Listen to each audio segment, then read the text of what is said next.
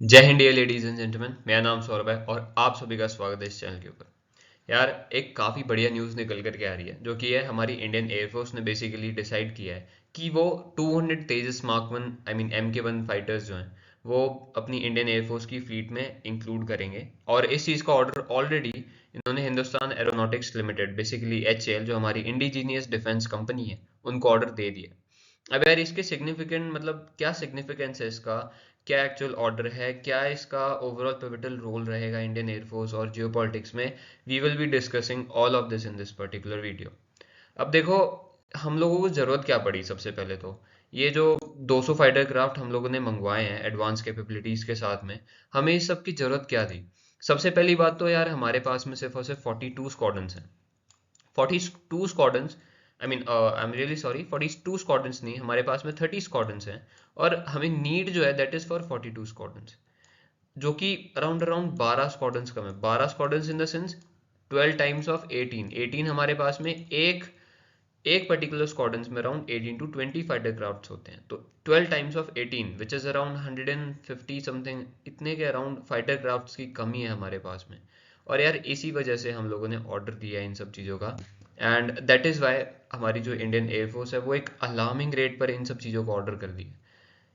इसी वजह से 200 तेजस MK1 फाइटर्स को हम लोगों ने बेसिकली, ऑल्दो ये जो फाइटर क्राफ्ट्स हैं 4.5 जनरेशन फाइटर क्राफ्ट्स हैं, फिर भी हम लोगों ने इंटीग्रेट करना पड़ रहा है, क्योंकि पहली बात तो यार, अलार्मिंग रेट पर हमारे जो अपोनेंट कंपनीज हैं, अपोनेंट कंट्रीज हैं, जैसे कि पाकिस्तान हो गया, चाइना हो गया, ये अपनी मिलिट्री को मॉडर्नाइज कर रहे हैं।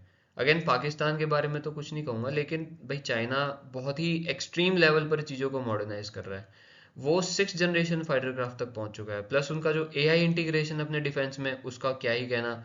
हमारी इंडियन मिलिट्री अभी तक AI इंटीग्रेशन नहीं लेकर के आ पाई है। सो अब इन चीज़ों को देखा देखा जाए तो वी हैव टू, मतलब हम लोगों को एकदम अलार्मिंग रेट पर चीज़ों को इम्प्लीमेंट करना पड़ेगा, अपनी इंडियन आर्मी में इंडक्ट करना पड़ेगा। अब यार, देखते हैं कि इस पर्टिकुलर फाइटर क्राफ्ट की कैपेबिलिटीज क्या क्या है। ये particular fighter craft, since I already told you कि ये 4.5 जनरेशन फाइटर क्राफ्ट है। अब आप लोगों के एक मेजोरिटी ऑफ द पोर्शन ऐसे लोग होंगे जिन्हें नहीं पता कि यार 4.5 जनरेशन क्या होता है, 5 जनरेशन क्या होता है, ये सारी चीज़ें होती क्या है। देखो, बेसिकली 4.5 जनरेशन फाइटर क्राफ्ट और 5th जनरेशन फाइटर क्राफ्ट में एक मेजर डिफरेंस है रिगार्डिंग योर स्टेल्थ।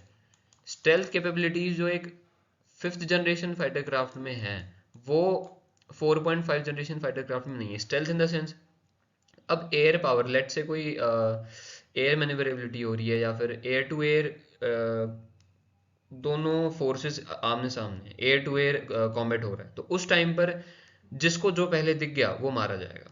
सीधी सी बात यह है, जिसको, लेट से मैं इंडियन एयरफोर्स में हूँ, मैं पाकिस्तान एयरफोर्स के साथ में I am in the combat, मुझे अगर पाकिस्तानी एयरफोर्स का कोई पायलट या फिर उनका कोई फाइटर क्राफ्ट पहले दिख गया, सो मैं इजीली उन्हें टारगेट कर सकता हूँ। I have plenty of time जिससे कि मैं उनके फाइटर क्राफ्ट को डाउन कर सकता हूँ। So this is where 5th generation fighter craft जो है वो काफ़ी, मतलब बहुत ही बड़े लेवल पर सिग्निफिकेंटली काफ़ी एडवांस होते हैं। सो दैट इज़ वाई अब अगेन इंडिया के पास में रफाल जैसे, अगेन रफाल भी 4.5 ही है।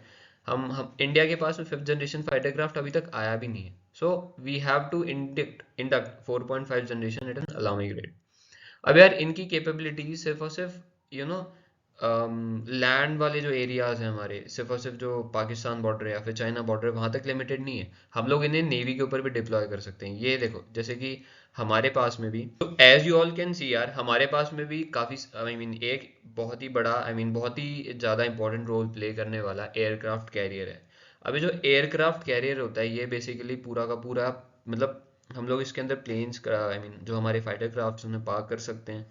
ये फाइटर क्राफ्ट्स का यूज़ करके वी कैन हम लोग अपने कोस्टल डिफेंस को भी काफ़ी ज़्यादा मॉडर्नाइज कर सकते हैं। सो इस तेजस के साथ में यही एक काफ़ी बड़ा बेनिफिट है। पहली बात तो ये काफ़ी हल्का है, क्योंकि लाइट एयरक्राफ्ट है।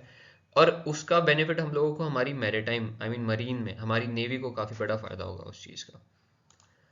अब यार, हम लोग कहाँ पर स्टैंड करते हैं बेसिकली, अब ये भी तो समझना पड़ेगा, हम हमारा जो एनिमी है वो कहाँ पर है। लेट से चाइना है। अब चाइना के केस में J-10C, चाइना जो ऑपरेट करता है अपनी एयर, उनकी जो एयरफोर्स और नेवी के साथ में, वो है J-10C, J-16, सुखोई 35 जैसे एयरक्राफ्ट। और उनके लेटेस्ट एयरक्राफ्ट की बात, उन्हें तो छोड़ ही दो भाई, वो जो एयरक्राफ्ट हैं, 6th जनरेशन फाइटर क्राफ्ट की टेस्टिंग चल रही है वहाँ पर।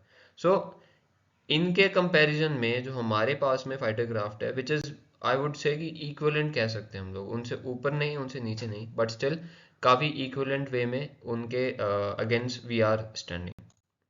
अब यार आते हैं how where do we stand against Pakistan. देखो यार, पाकिस्तान के बारे में ज़्यादा बात नहीं करूँगा क्योंकि पाकिस्तान हमेशा पिटता रहता है। So let's leave Pakistan alone, उनको अपनी दुनिया में जीने दो। अब यार इस चीज़ के स्ट्रेटेजिक इम्प्लीकेशंस क्या होंगे, हमारी जो एयर पावर क्या मतलब किस वे में किस सेंस में हमें बेनिफिट करेगी। देखो, जब हमारे पास में ये जो 200 तेजस MK1 जिसके इंडक्शन में अराउंड आई वुड से 6 से 7 साल लगेंगे, वो भी तब जब HAL टाइम टू टाइम चीज़ों को कंप्लीट करेगी। इससे क्या होगा, पहली बात तो हमारे इंडियन एयरफोर्स में जो स्क्वाड्रंस की कमी है, जो कि मैंने ऑलरेडी कुछ देर पहले बताया कि हमारे एग्जिस्टिंग स्क्वाड्रंस 30 हैं, हमें चाहिए 42 स्क्वाड्रंस। और अगेन एक स्क्वाड्रन में अराउंड 18 एयरक्राफ्ट्स होते हैं, तो आप उस हिसाब से कैलकुलेशन लगा सकते हो। वी विल बी इजीली, हम मतलब हमारे पास में इजीली हमारे स्क्वाड्रंस की जो कमी हो रखी है वो 4.5 जनरेशन फाइटर क्राफ्ट से फुलफिल हो जाएगी, जिससे हम लोग बेसिकली सेल्फ रिलायंट हो जाएंगे, मेक इन इंडिया बढ़ेगा। प्लस जो हमारे नेक्स्ट प्रोजेक्ट्स हैं, that is your MK2A project, जो कि मैंने अपनी पिछली वीडियो में आई मीन कवर किया था। तो MK2A वाले जो एयरक्राफ्ट्स हैं उनके इंडक्शन में भी ईज अप होगा। हम बेसिकली 42 तक क्यों लिमिटेड रहना, हमें 42 से भी और आगे बढ़ाना है। सी, जब हम लोग एक काफ़ी सिग्निफिकेंट एयर पावर के साथ में अगर हम लोग बैठते हैं, तो उससे क्या है कि हमारे एनिमीज डरेंगे और वो जियोपॉलिटिकल पावर और जियोपॉलिटिकल इम्पैक्ट हमें देगा। अब यार आते हैं इन सब चीज़ों के जो चैलेंजेस या फिर कंसिडरेशंस जो कि इंडियन आर्मी को, आई मीन इंडियन एयरफोर्स को और इंडियन नेवी को स्पेसिफिकली HAL को देखने पड़ेंगे यार, उनके उनके आगे क्या क्या चैलेंजेस आएंगे। देखो यार, सबसे पहला तो यही है कि HAL के लिए टाइमलाइन का इशू है। अगले 6 से 7 साल में 4.5 जनरेशन, पहली बात तो अगर ये 10 साल या फिर 12 साल या फिर 15 साल इस टाइप का टाइम लगाते हैं, so we are late, we will be left too far behind to cope up with our neighbouring countries. क्योंकि China, I have already told you कि भाई China already six generation fighter crafts के ऊपर काम कर रहा है, और हमारी इंडियन एयरफोर्स कह रही है कि हम 4.5 जनरेशन फाइटर क्राफ्ट्स को इंडक्ट करेंगे। आई नो कि ये सारी चीज़ें इंडक्ट करना, आई मीन 4.5 को भी इंडक्ट करना काफ़ी मुश्किल होता है, लेकिन स्टिल अगर हम आई मीन फ्यूचर प्रोस्पेक्ट्स को देखा जाए तो I believe this is my suggestion that we should work upon probably 5th generation fighter craft, ना कि 4.5 के ऊपर काम करके। सो यार ये सबसे बड़ा चैलेंज है कि हम लोग आने वाले फ्यूचर में काफ़ी पीछे रह जाएंगे, क्योंकि हमारे पास में 4.5 जनरेशन फाइटर क्राफ्ट की फ्लीट होगी, वेरएज हमारे जो नेबरिंग कंट्रीज है, पाकिस्तान तो भीख मांग करके 5th जनरेशन ले आएगा, plus China already 6th generation पर बैठा होगा आज से 10 साल बाद। सो ये काफ़ी बड़ा जो पॉलिटिकल इम्प्लीकेशन देता है और काफ़ी बड़ा जो पॉलिटिकल चैलेंज भी हमारे आगे खड़ा करता है, जिसको I believe our forces should be considering. उसके बाद में यार इन सब चीज़ों का सीमलेस इंटीग्रेशन, क्योंकि हमारे पास में जो इंडिजीनियस वेपन्स हैं, इंडिजीनियस एवियोनिक्स है, सॉफ्टवेयर्स हैं, इन सारी चीज़ों का मीन सीमलेस इंटीग्रेशन काफ़ी मुश्किल हो जाता है। एक जब हम फाइटर क्राफ्ट बनाते हैं उसमें काफ़ी सारी चीज़ें कंसिडर होती हैं, ना ही बस हमने ये नहीं किया है गाड़ी की तरह कि यार हम लोगों ने फाइटर क्राफ्ट बना दिया, उसका पहले ट्रेन कर दिया, उड़ाना सिखा दिया उसको, और बस वो उड़ा रहा है और बम डाल रहा है। नहीं, उसमें काफ़ी सारी चीज़ें होती हैं, उसमें हम सॉफ्टवेयर अपडेट्स करते हैं, हम लोग उसमें एवियोनिक्स का अपडेट करते हैं, हम लोग उसके अंदर वेपन इंटीग्रेशन करते हैं, नए नए वेपन्स, क्योंकि हम वेपन्स भी तो अपग्रेड हो रहे हैं, वेपन्स भी अलग अलग टाइप के होते हैं, ब्रह्मोस मिसाइल्स होती हैं। इन सारी चीज़ों को उन पर्टिकुलर एग्जिस्टिंग टेक्नोलॉजी में इंटीग्रेट करना भी एक काफ़ी बड़ा चैलेंज होता है। सो यार ये भी एक काफ़ी बड़ा चैलेंज है जो कि HAL को करना ही पड़ेगा, इंडियन एयरफोर्स के आगे ये काफ़ी बड़ा अगेन बहुत ही बड़ा इशू है विच शुड बी कंसिडर्ड।